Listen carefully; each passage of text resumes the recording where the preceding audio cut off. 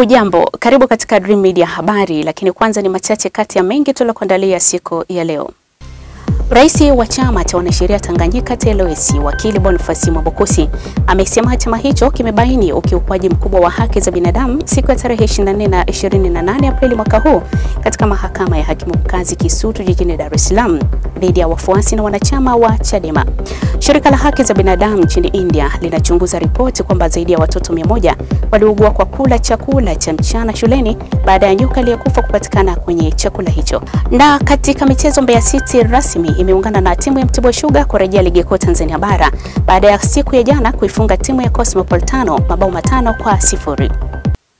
Mtazamaji, taarifa hii ya habari inapatikana kupitia akaunti yetu ya YouTube ya Dream Media TZ, lakini pia tufuatilie kupitia kurasa zetu za mitandao ya kijamii za Facebook na X ni Dream FM na Instagram ni Dream FM TZ. Na sasa ni muda wa kuziangazia kwa kina taarifa tulizokuandalia siku ya leo. Uko nami Ana Msumeno. Kuelekea siku ya zimamoto duniani ambayo huadhimishwa kila ifikapo Mei ya kila mwaka, Jeshi la Zimamoto na Uokoaji mkoani Mbeya leo Mei 2 limefanya usafi wa mazingira katika kituo cha afya Kiwanja Mpaka kilichopo jijini Mbeya.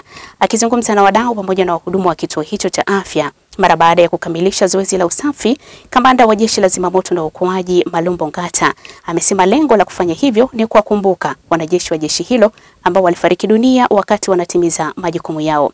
Zaidi na Resta Faris. Akizungumza mara baada ya kuhitimisha zoezi la usafi wa mazingira, kamanda wa Jeshi la Zimamoto na Uokoaji mkoa wa Mbeya Malumbo Ngata amesema maadhimisho hayo ni maalum kwani inawakumbusha wanajeshi ambao walifariki dunia wakati wakitekeleza majukumu yao. Kuna zimamoto kadhaa walifariki. Sasa baada ya kuona lile, wakasema tu tuna siku ambayo tunaweza tukaadhimisha kuhakikisha kwamba angalau tunakumbuka wale wenzetu kama mashujaa wetu sisi. Lakini sasa sisi kwa Tanzania tumekuwa tuna wiki ambayo ina matukio tofauti kidogo. Tunaendelea kutoa elimu maeneo mbalimbali, lakini hivi kama tukiwa nafasi kufanya usafi maeneo mbalimbali ya kijamii, yaani kusaidia kwenye jamii mambo mbalimbali. Lakini pia tuna tukio lingine tutamalizia la mwisho ambalo litakuwa ni kuchangia damu kwa wale ambao wataalamu wanasema kwa wale ambao watakuwa wako tayari, ili kuona kwamba kwa sababu lengo ni kuokoa. Sisi kauli mbiu yetu tunasema ni kuokoa maisha na mali. Kwanza maisha afu mali baadaye. Kwa tunaamini kipatikana hicho kidogo, hata kama ni lita 1 au shilingi 2-3, basi tutasaidia wenzetu ambao watakuwa wanahitaji kwa wakati huo. Aidha, Ngata amesema kwamba kwa upande wao wameendelea kuitumia wiki ya kuelekea maadhimisho hayo kwa kuisaidia jamii katika nyanja tofauti ikiwemo kutoa elimu kwa wananchi pamoja na mambo mengine. Naye mganga mfawidhi wa kituo cha afya Kiwanja Mpaka Dr. Stella Moses Singo ameupongeza uongozi wa jeshi hilo na kusema kwamba kamwe hawatasita kuendelea kushirikiana nao katika mambo mbalimbali ya kuihudumia jamii. Ni kipindi kifupi sana mmekaa, lakini mandhari ya kituo imebadilika. Nafikiri hata watumishi wenzangu ni mashahidi. Tunashukuru sana na tunawakaribisha tena wakati mwingine, na kama afande alivyosema, na sisi pia wakati mwingine tukiwahitaji hatutakuwa waoga. Nafikiri watu kidogo wameshtuka baada ya kuona timu inaingia, lakini wameona kumbe ni watu wema, tunaweza tukashirikiana wote pamoja bila shida yoyote, na tumefanya kazi wote pamoja. Tunawashukuru sana kwa niaba ya watumishi wa kituo cha afya Kiwanja Mpaka, pia uongozi wa jiji, mganga mkuu wa jiji ana taarifa na ujio wenu. Tutafikisha salamu zenu kwake kwamba mmefika na mmeshiriki pamoja nasi. Akizungumza kwa niaba ya wadau walioshiriki katika zoezi la kufanya usafi kwenye kituo hicho cha afya, mwenyekiti wa mabalozi wa usalama barabarani mkoa wa Mbeya Furaha Absalom Malele ameomba umoja huo usikome bali iwe ni mwendelezo. Tunaweza kukutana hapa na kufanya usafi, na kazi kubwa sana imefanyika kama kukwetua nyasi ambazo zilikuwa zinaota kwenye kituo, lakini pia kufyeka zile nyasi ambazo zilikuwa ndefu, lakini pia na kuokota takataka zote ambazo zilikuwepo katika kituo hichi. Kiujumla kazi iliyofanyika ni kubwa sana. Mimi niseme tu namshukuru sana afande RFO Mr. Ngata kwa kazi kubwa ambayo imefanyika, lakini pia RSA sisi tulijumuika pamoja na wenzetu hawa kwa ajili ya kufanya usafi kwenye eneo hili. Usafi umefanyika vizuri kama ambavyo mmeweza kuona, lakini pia hata wenzetu mganga mkuu wa hospitali ya Kiwanja Mpaka amekubali na ameona kabisa kazi iliyofanyika. Kwa hiyo tuseme tu kiujumla ushirikiano ambao upo RSA pamoja na Jeshi la Zimamoto na Uokozi ni mkubwa sana, na jambo hili linapelekea kwamba kazi zote zinafanyika kwa pamoja. Sisi tukiwa tuna shughuli sisi kama RSA, basi tunawaalika wenzetu Jeshi la Zimamoto na Uokozi na kazi tunafanya kwa pamoja. Maadhimisho ya Zimamoto duniani kwa mwaka huu yamebeba nara isemayo shujaa wa moto, mlinzi wa maisha. Resta Faris, Dream Media. Na asante sana Resta Faris. Rais wa chama cha wanasheria Tanganyika TLS wakili Boniface Mwabukusi amesema chama hicho kimebaini ukiukwaji mkubwa wa haki za binadamu siku ya tarehe 24 na 28 Aprili mwaka huu katika mahakama ya hakimu mkazi Kisutu jijini Dar es Salaam dhidi ya wafuasi na wanachama wa Chadema. Katika ripoti yake kwa vyombo vya habari siku ya leo, Mwabukusi amesema kitendo kilichofanywa na jeshi la polisi katika siku hizo mbili ni uvunjaji wa haki ya uhuru wa mtu kwenda atakako na ni kinyume na ibara ya 17 ya katiba.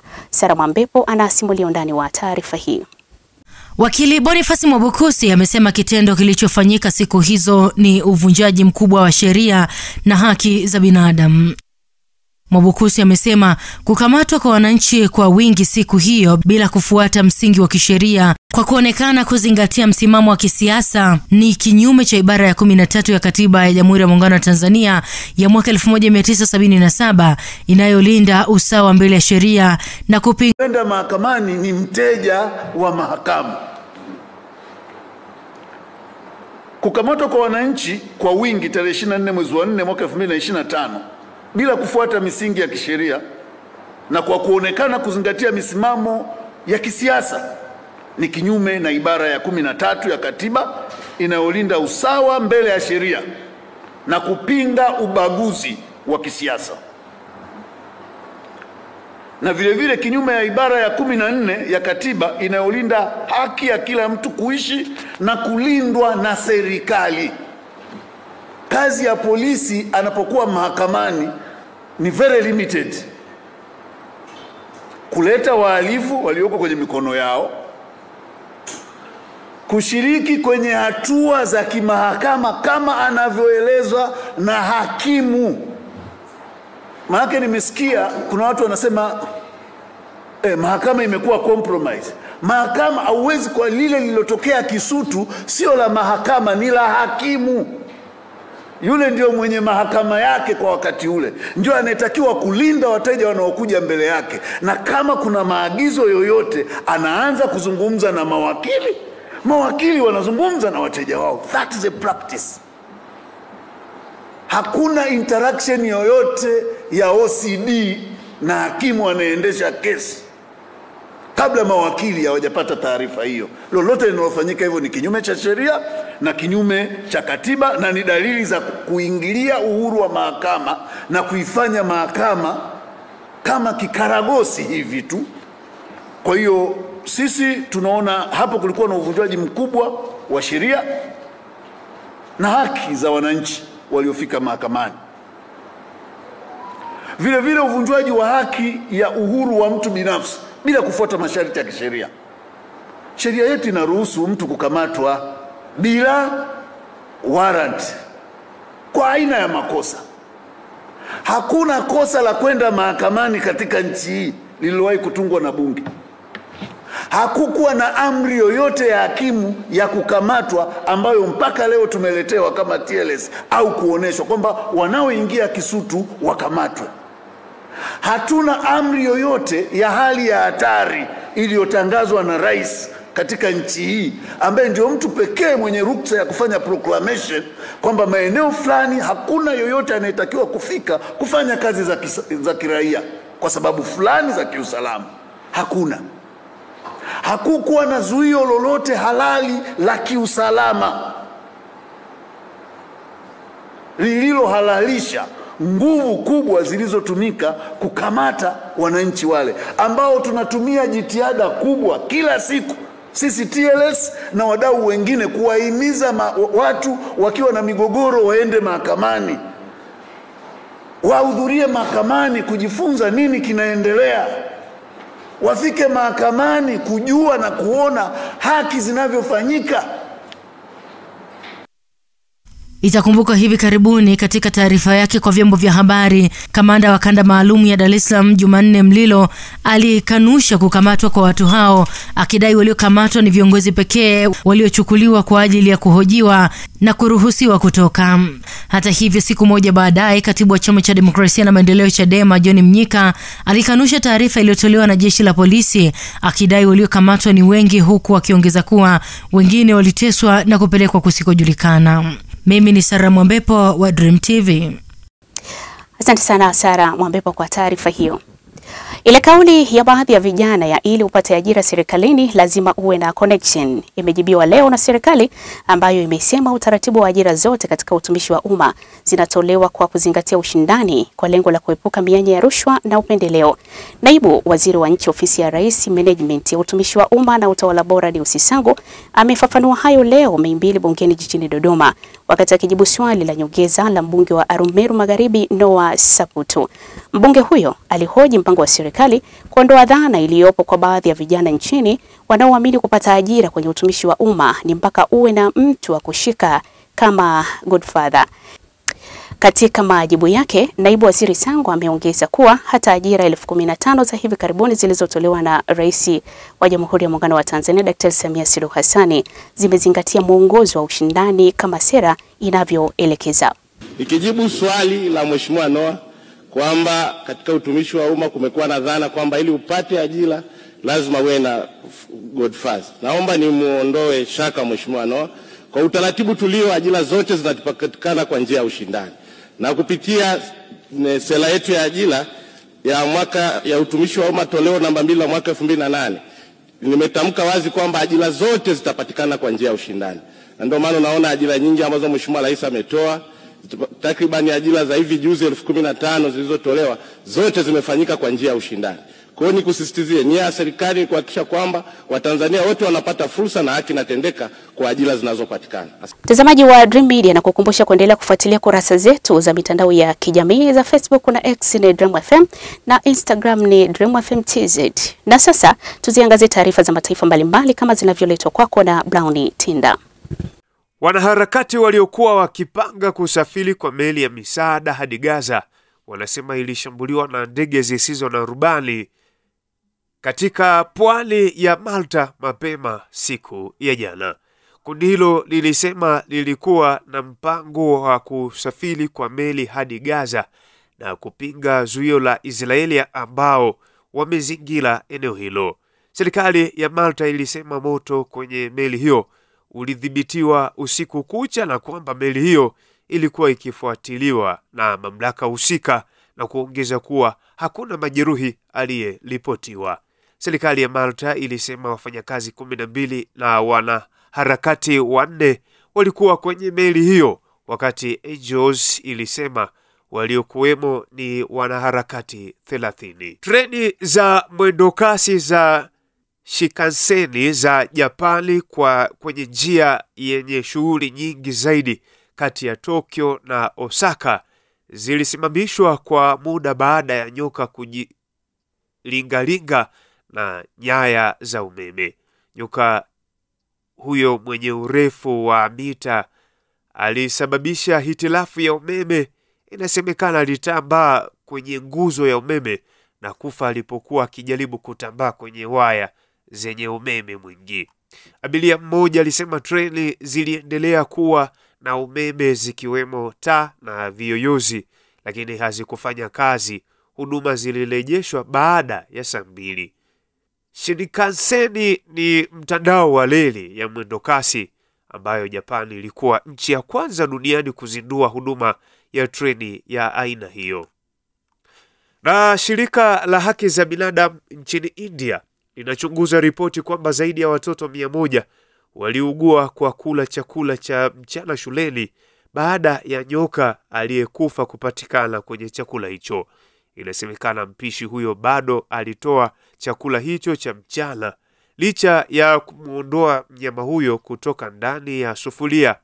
Tume ya haki ya binadamu ilisema kwenye taarifa iliyotolewa.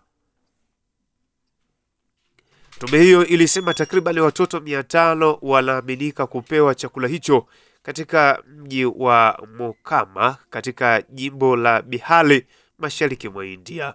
Baada ya watoto kuanza kuugua, wenyeji walifunga barabara na kufanya maandamano hayo. Na mtazamaji, huyo ni Brown Tinda katika habari za mataifa mbalimbali. Katika michezo rasmi, Mbeya City imeungana na Mtibwa Sugar kurejea ligi kuu Tanzania bara baada ya siku ya jana kuifunga timu ya Cosmopolitan mabao 5-0. Huyu hapa Brown Ben Mbwawa akikuletea mkusanyiko wa habari za michezo.